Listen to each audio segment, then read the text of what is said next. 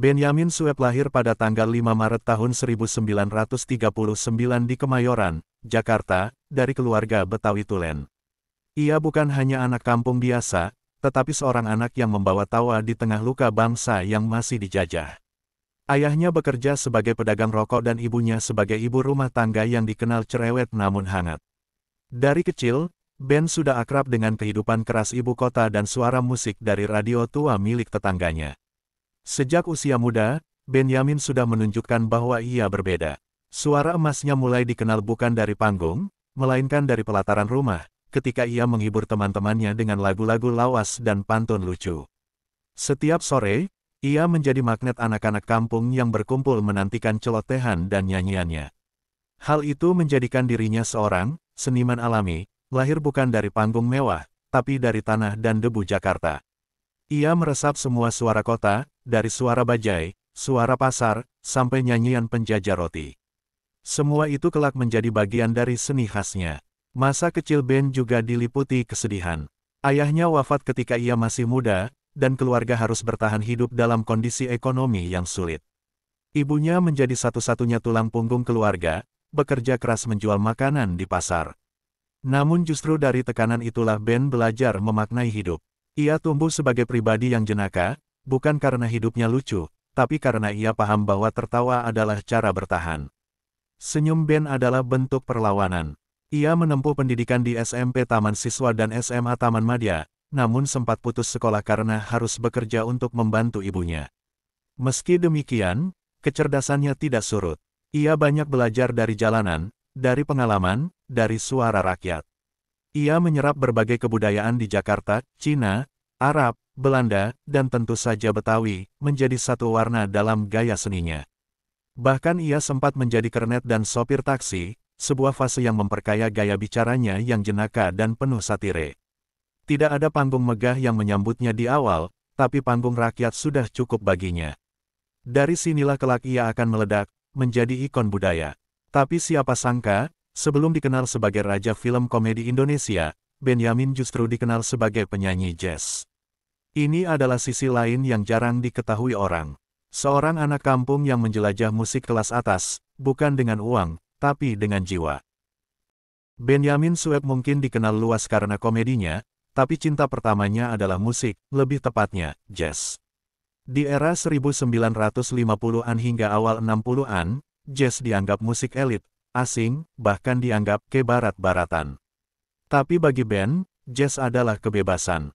Di tengah kota Jakarta yang baru saja merdeka tapi masih kacau, denting piano dan tiupan saksofon memberinya pelarian dari kenyataan keras.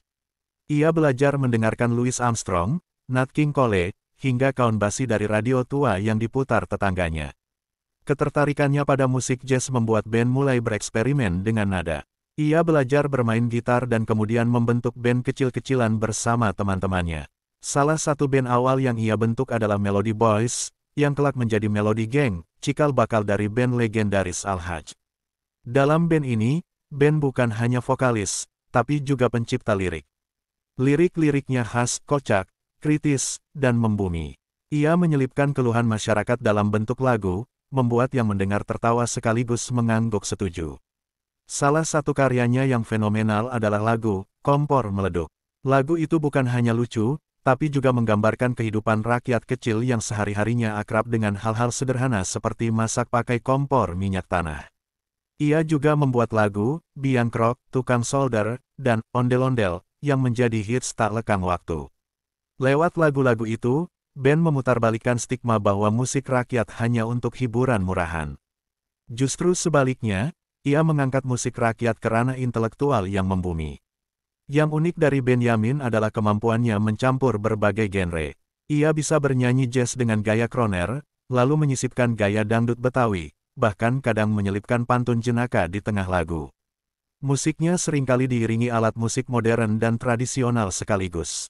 Ini menjadikannya pelopor musik lintas genre. Ia menyebut gaya musiknya sebagai jazz Betawi, dan seiring waktu, gaya ini menjadi identitasnya. Ben tidak meniru barat sepenuhnya, ia memelintirnya dengan rasa lokal. Namun, perjalanan musiknya tidak selalu mudah. Ia pernah ditolak oleh label besar karena dianggap terlalu nyeleneh dan tidak punya pasar. Tapi ia tak mundur. Ia memilih jalur independen dan mendistribusikan kasetnya sendiri lewat toko-toko kecil. Justru karena dekat dengan rakyat, kaset-kasetnya laku keras. Ia menyanyikan apa yang orang-orang rasakan, tapi tak bisa ungkapkan. Benyamin tak pernah bermimpi jadi bintang besar, yang ia inginkan hanya satu, agar rakyat bisa tertawa dan bernyanyi bersama. Kampungnya di Kemayoran bukan sekadar latar belakang hidup, tapi juga sumber inspirasi tak berujung bagi Benyamin Sueb. Di sana, ia menyaksikan dinamika sosial Betawi dari pagi sampai malam, tukang becak, tukang sayur, anak-anak main layangan, dan ibu-ibu ngerumpi di warung. Semua itu direkam dalam benaknya dan kelak dituangkan dalam lagu maupun film. Ia tidak hanya menggambarkan orang Betawi dari luar, tapi dari dalam, dari rasa, logat, sampai ke gaya hidup yang melekat kuat. Ia menciptakan karakter yang benar-benar hidup karena ia sendiri bagian dari kehidupan itu. Sejak remaja, Benyamin dikenal punya suara khas dan selera humor yang meledak-ledak. Suaranya berat, agak serak, dan penuh tenaga, membuat siapapun yang mendengarnya langsung tahu, itu Bang Ben. Saat mulai bernyanyi dari panggung ke panggung, ia membawa gaya Betawi yang tidak dibuat-buat. Lirik-liriknya penuh sindiran halus, kadang lucu, kadang getir, tapi selalu menyentuh. Lagu-lagu seperti Nonton Bioskop, Pungli, dan Hujan Gerimis Aja adalah cerminan jeli dari realitas sosial dengan kemasan canda yang cerdas. Salah satu kekuatan Benyamin adalah keberaniannya mencampur berbagai genre musik dalam satu sajian yang tetap terasa Betawi. Ia tidak ragu menggabungkan dangdut, jazz, pop, bahkan rock and roll. Musiknya terasa eksperimental tapi tetap membumi. Ketika banyak seniman terpaku pada pakem, Bang Ben justru menciptakan pakemnya sendiri, dengan kebebasan dan keberanian. Bagi dia, selama musik itu bisa menghibur rakyat, maka sah-sah saja untuk melanggar batas. Itulah mengapa banyak kritikus menyebutnya sebagai musisi rakyat yang otentik. Namun hidup Benyamin tidak selalu penuh tawa seperti karakter-karakter yang ia mainkan. Di balik layar, ia adalah pribadi yang penuh tanggung jawab terhadap keluarga dan lingkungannya. Ia sering turun langsung membantu warga sekitar, terutama mereka yang kesulitan ekonomi. Ia pernah menolak honor besar dari iklan rokok karena tidak mau anak muda jadi perokok gara-gara dirinya. Baginya, seni bukan hanya hiburan, tapi juga alat perjuangan sosial.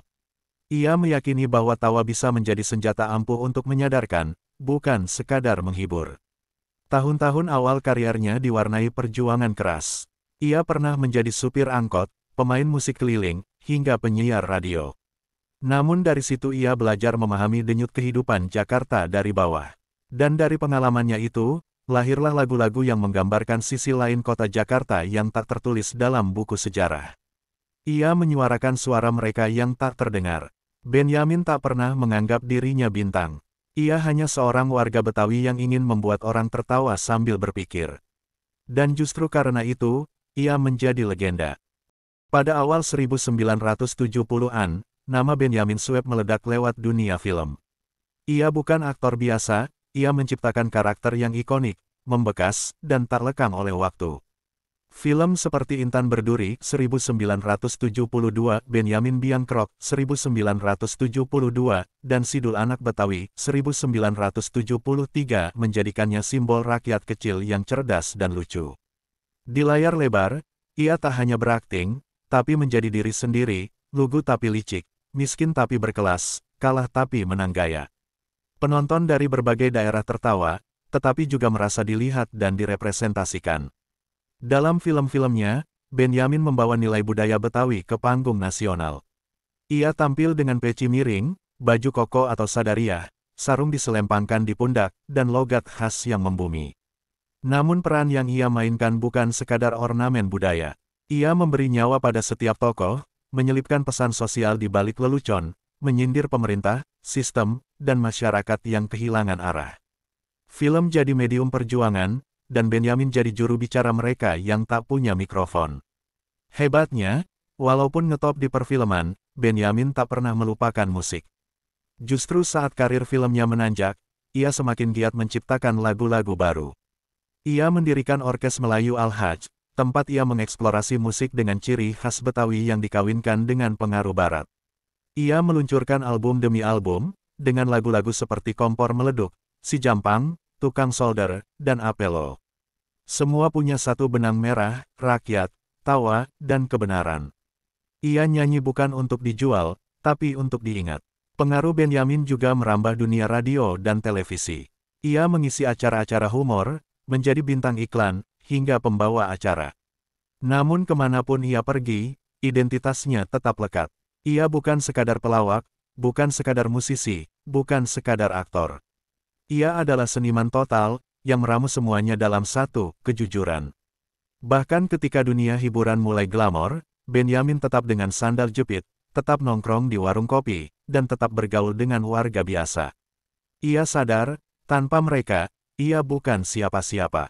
Salah satu warisan terbesarnya adalah keberanian untuk tetap menjadi diri sendiri dalam dunia yang terus menuntut perubahan. Di saat banyak seniman mengejar modernitas dan gaya barat, Benyamin memilih mempertahankan akar lokalitas.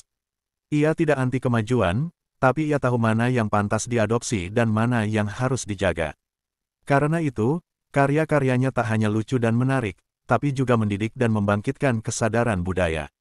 Ia menyelamatkan Betawi dari kepunahan, bukan dengan pidato, tapi dengan lagu dan tawa.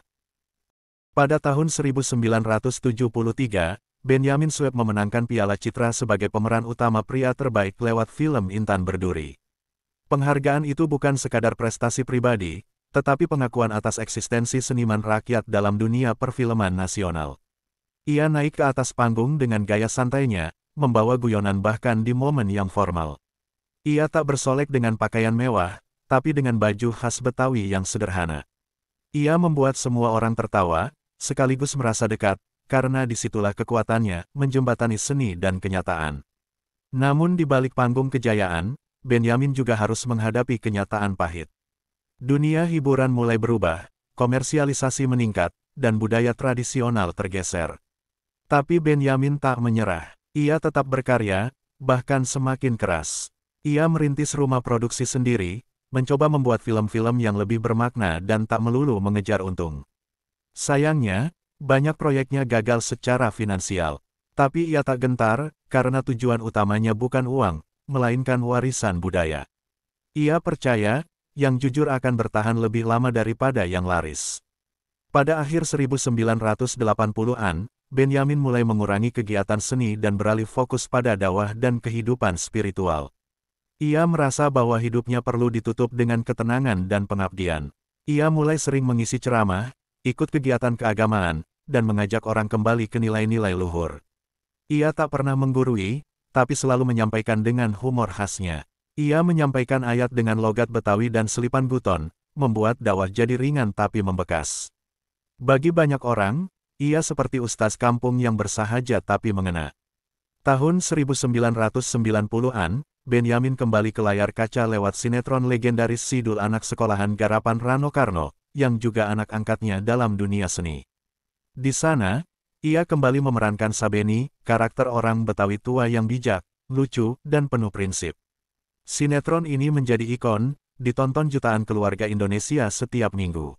Benyamin berhasil menyatukan generasi lama dan baru lewat peran itu. Ia menjadi sosok ayah bagi penonton, tokoh masyarakat yang dirindukan, dan ikon budaya yang tak tergantikan.